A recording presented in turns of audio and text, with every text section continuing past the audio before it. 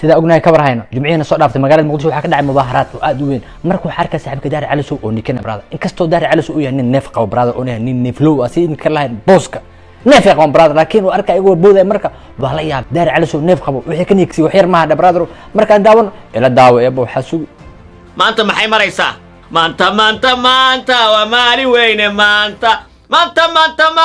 madaxii banaane maanta ya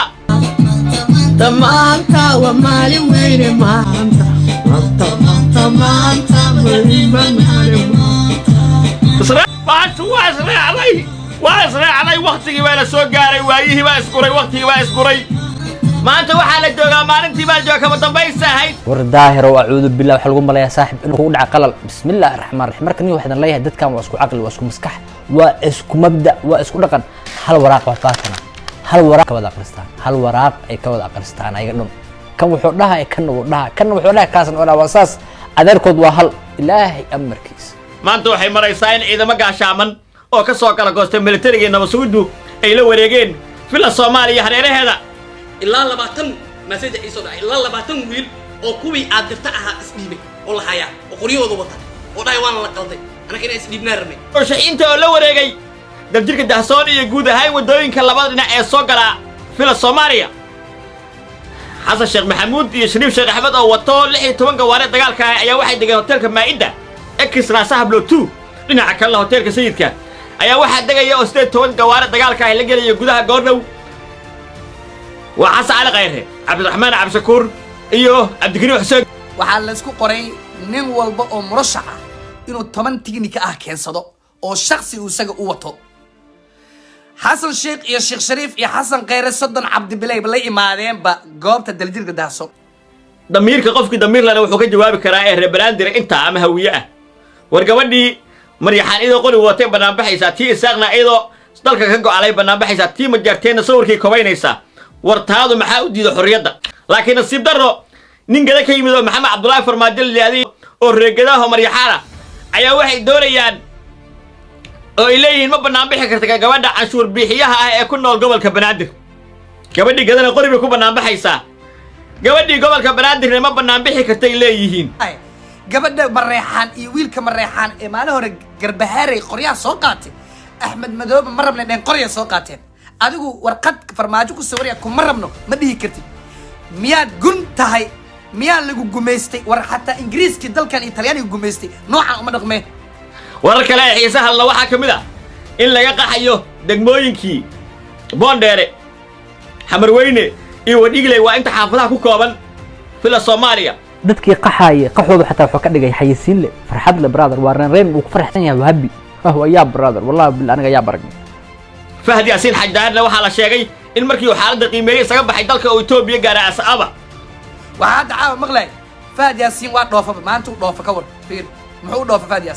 Fahad Yaasiin muxuu xararay Maxamed Cabdullaahi Farmaajo uusan xilka ka dageenin ilaa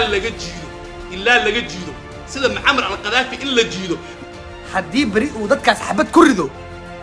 in Qadaafi amal la jiidaayo waa la jiidaa Farmaajo waa lagu imaanaha oo wallahi oo billahi oo tallahi ah waxaan rubaa in lagu imaanayo in lagu xisaabinayo in xisaab ay imaanayso 5,000 oo wiil iyo 5,000 oo gabdhood haram cad oo hadday u bataan 20 tignika wada soo xabadeeyaan waxaan idin xaqiijinayaa shacabka qurbaha jooga iyo kuwa dalka Muqdisho dalka intiisa kala jooga Muqdisho in madaxweyne Maxamed Cabdullaahi Farmaajo madaxweynihii hore Soomaaliya in madaxtooyada loogu galaayo waliba anaan cadeenayo powerful qabiila loo sheegana sababtoo anigoo Cabduqaadir Boos oo wiil waxaysla ah nimankan wareersan oo haysta Farmaajo inuu wali leeyahay xaleenay gaariga Farmaajo cabiro tagay walaalayaal meel dambe u sii socotaan idin maarin taawulkan ka soo haray ma salaad waa siyaasi ka soo qabtay Soomaaliya jaga sare laakiin markaad fiiriso hadalada uu ku soo qoray mise oo soo dhigay baraha Facebook waxa arkaysaa inay hadalo ay ku hadlaan mise qoraalo ay qori karaan mise waxyaabaha ay ku hadlaan ciyaalka oo loo yaqaan ciyaal ziyaha mise ciyaal macna male cudurka COVID-19 iyo Maxamed Cabdullaahi Farmaajo waxa daran Maxamed Cabdullaahi Farmaajo waa hadaladiisa waxa ka buuxo naceeb iyo sidii caruur oo kale marka waxa arkaysaa maskaxdiisa da'diisa inay kala horeeyaan naceeb iyo qabyaalad iyo iska horkeen dhaqan kuwii caruurta oo kale marka uma dhaqmo sidii nin siyaasi oo dadka ka soo qabtay xil sare marka wuxuu dhaqmayaa sidii caruur waa wax la yaab leh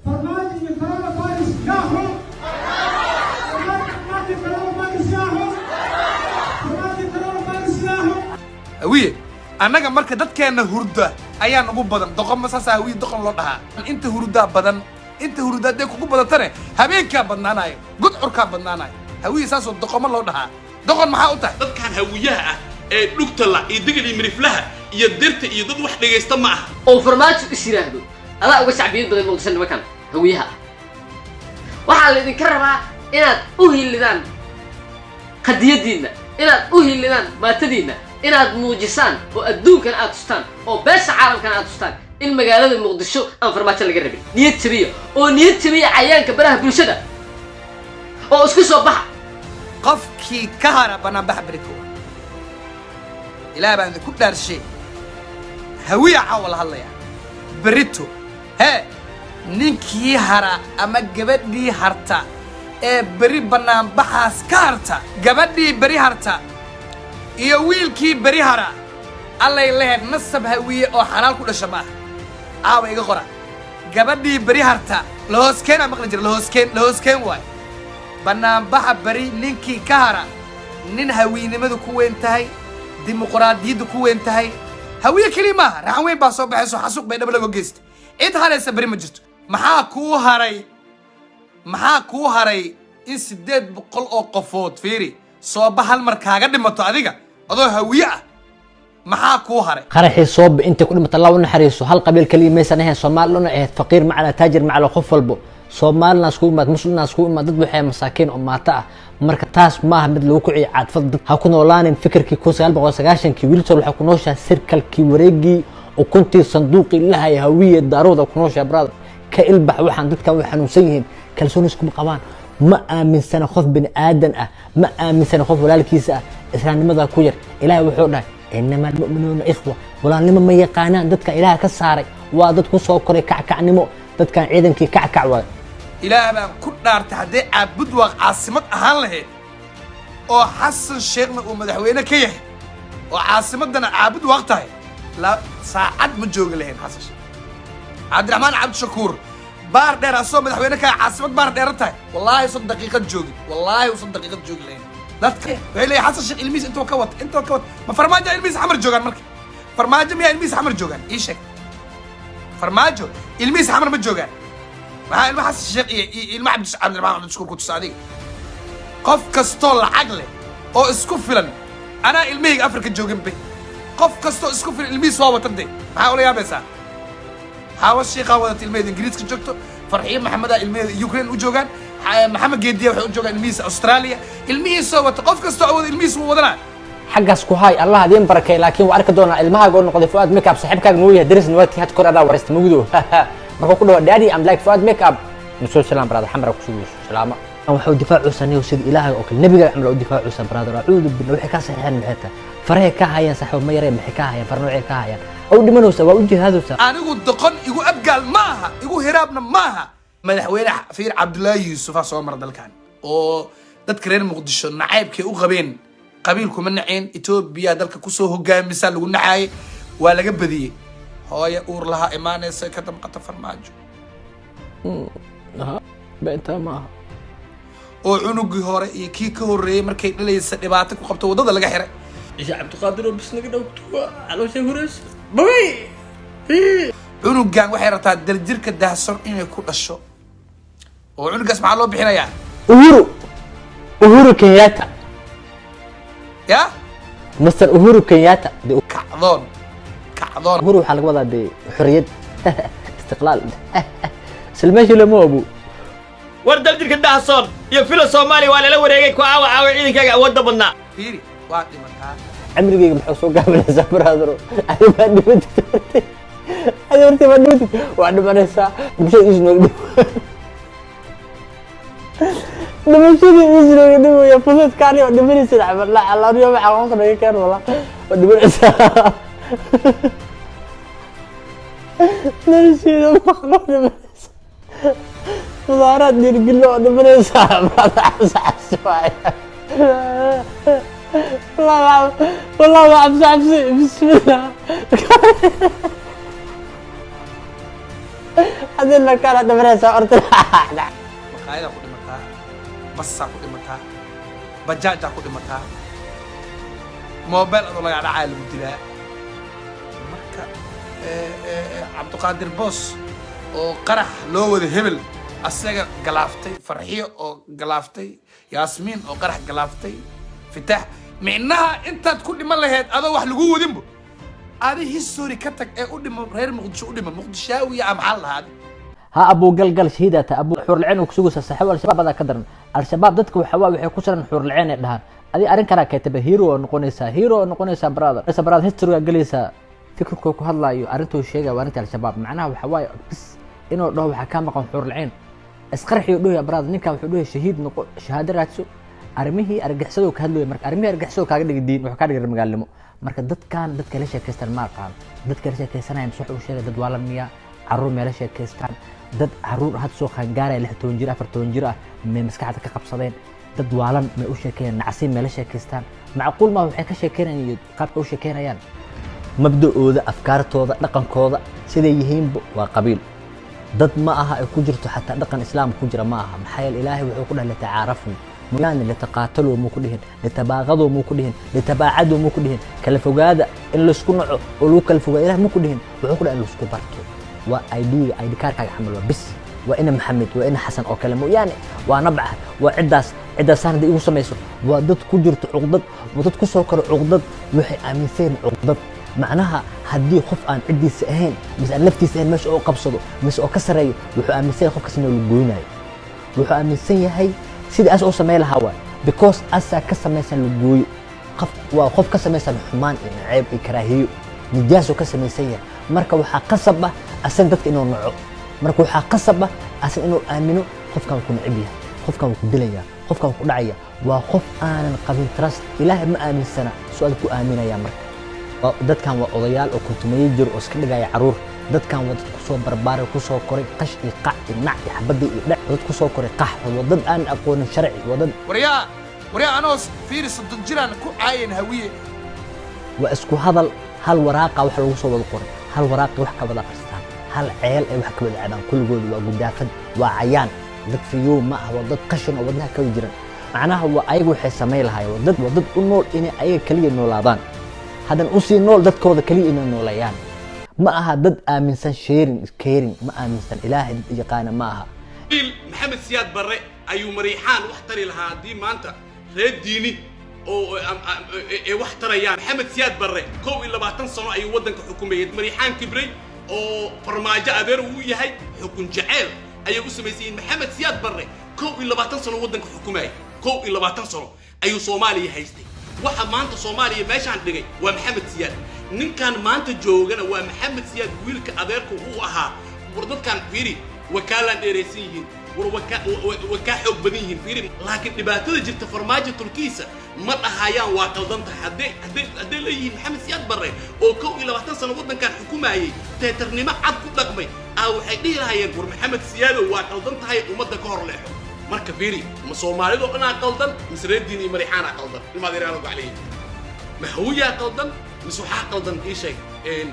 مريحان يريدني يا قلدن ما يا مريحان يريدني يا قلدن والله يا دقن كان ادليدهين وهدنا ادقس صعبتو ميسان قفكي ديكتاتور كاها انا waxaan ka baqaa fiiri waxaan ka baqaa in boqol sano sheegtay 200 sano kale inaad waxba xukumin حيرت بين الدنيا اسكو تاجيرسا واسكو قطريسا وحبان قبنay macna ma tiidnin fiyo ma tiid waxa tahay nin wala tahay nin xanuunsanaa tahay waxa tahay ii sheeg حتى حنون حتى ما هو حاجه وتبنمه وحاسمينيس يا waalan mar war ma idinka waalan misani waan badan socotaan ugu dambeyntiina markay xisadii dhamaatay oo tagaleed Muqdisho wiilashii ahaa cayaanka baraha bulshada oo u shaqeynaya mucaaradka waxay ku soo qoreen baraha bulshada waxa ugu horay Cabdiqaadir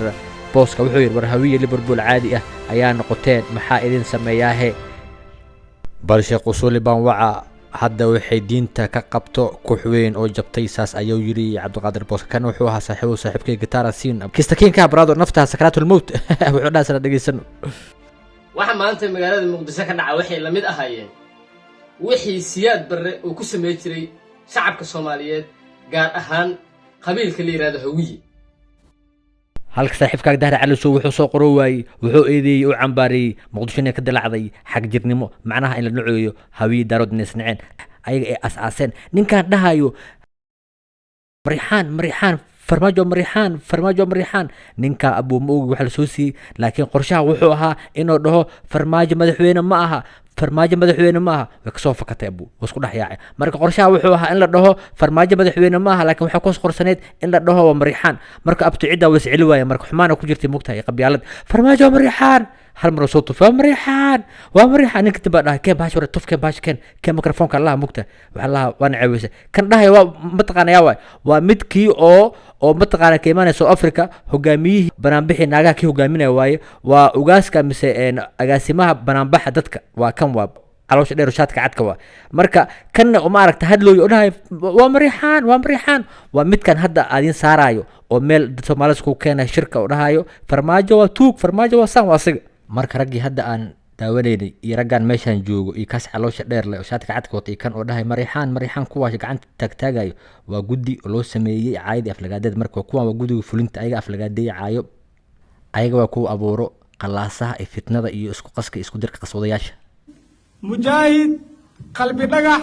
yaa etoobiyaan iyo amxaare u dhiibay codkoo erya qalbi dhagax yaa amxaare u dhiibay qalbi dhagax yaa amxaare u dhiibay shacabka gobolka banaadir yaa xasuuqay warkii dhammaantiisa dadkan waxay ka sheekeynayaan wax ay sameynayaan waxay ku hadlayaan waa dad yar ilmo caruur dad waala nacsiina xoolo handikaabiyo waxa lagu sheekeeyo dadka waxa Allah sameeyay handikaabiyo miya maxasi ka cawaan miya dadka maxay arkeen niyo ilaahay ku dhaari dad ma jiro oo dad hadalkooda ku kacayo dadka hadalkooda dad ma jiro oo saameyn ku yeelanay bilaa calaykum waxaan moodaa markii hoobiyaal lagu tuuray airportkii inaan aad uga xumaanay sababta waxaan u jeednay inaan wax bedelno oo system u yimaado laakiin muhiimadda ma ahayn in amni darro inaan ka sameeyno caasimadda in airportada isbitaalada aan xirno ma ahayn runtii markaan xogo badan aan ogaanayna runtii aad baan uga xumaanay arrintaas runtii inkastoo hadda aan rabin inaan shakhsiyaad inaan magacaabo ama aan dhaho hebel baa maaragtay waxaan keenay marka annaga dee waxa u bannaan bixin waxay ahayd in ummadda in isbeddel ay hesho in maaragtay nabadgelyo ay dhacdo in systemka hadda jira system bedela in la helo in waddanka doorasho ay ka dhacdo laakiin in amni darro aan samayno oo airportkii maaragtay aan dhibaatayno ma ahayn runtii arrintaas markaan ogaanay kadibna waxaan badbaansaday anoo markii horena maaragtay banaanbaxayaasha ka mid ah inaan dib dambe banaanbaxa soo qayb gelin